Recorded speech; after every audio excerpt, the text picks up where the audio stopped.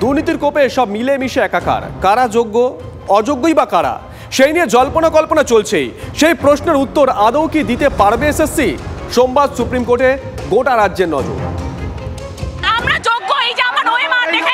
আমাদের চাকরি বাতিল করা অত সহজ নয়, আমরা যোগ্যতা প্রমাণ করে এখানে এসেছি। আমাদের পরীক্ষা নিয়েছে এসএসসি কে লিস্ট সেগ্রিগেট করতে হবে। আমরা কেন যোগ্য হয়েও রাস্তায় পথে আছি, সেই জবাব এসএসসি কে দিতেই হবে। যোগ্য অযোগ্যতার তালিকা দিক এসএসসি, শুধু এটুকুই দাবি হাজার হাজার চাকরি হারান। সোমবার সুপ্রিম কোর্টে এসএসসি মামলার শুনানি।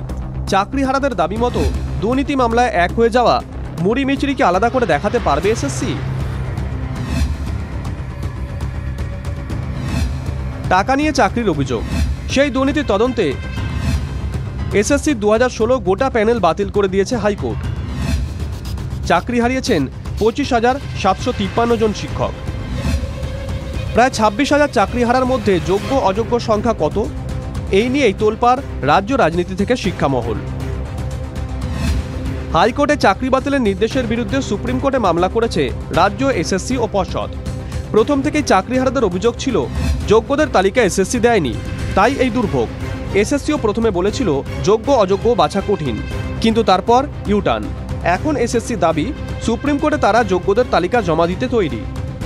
আমরা যেমন অযোগ্যদের একটা তালিকা দিয়েছিলাম অনারেবল স্পেশাল বেঞ্চের কাছে, তেমনি ওই বিতর্কিতদের তালিকা আমরা অনারেবল সুপ্রিম কোর্টের কাছেও তুলে ধরব এবং তার সঙ্গে সঙ্গে তাহলে বাকি যারা রয়ে গেলেন তাদের ব্যাপারে এখনো পর্যন্ত কোনো অভিযোগ নেই, সে ব্যাপারেও আমরা একটা পরিসংখ্যান অবশ্যই দেব।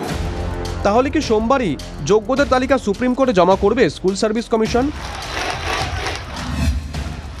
সূত্রের খবর, সুপ্রিম কোর্টে আপাতত শুধু পরিসংখ্যান পেশ করতে চলেছে এসএসসি। আপাতত তালিকা জমা না পড়ার সম্ভাবনাই প্রবল বলছে সূত্র। সংখ্যা তত্ত্ব দিয়ে যোগ্য অযোগ্যদের ফারাক বোঝাবে এসএসসি। সংখ্যা তত্ত্বে অযোগ্যদের পরিসংখ্যান জমা দেবে এসএসসি বলছে সূত্র। সুপ্রিম কোর্ট চাইলে পরে তালিকা পেশ বলছে সূত্র। আপনারা যোগ্যতা বিচার করে যোগ্যদের লিস্ট কেন দিচ্ছেন না? আপনারা যোগ্য অযোগ্যদের কেন মিশিয়ে রাখতে চাইছেন? সুপ্রিম কোর্টের থাপ্পড় খেয়ে এখন তারা দিশেহারা। ঘুষের বিনিময়ে চাকরি আর নিজের মেধার বিনিময়ে চাকরি, এই দুটো লিস্ট এসএসসি দিক। প্রশ্ন হলো, যোগ্য অযোগ্যদের এই তালিকা নিয়ে কেন এত অবস্থান বদল এসএসসির? হাইকোর্টে যে তালিকা দেওয়া সম্ভব হয়নি, সেই তালিকা সুপ্রিম কোর্টে জমা পড়বে কি করে?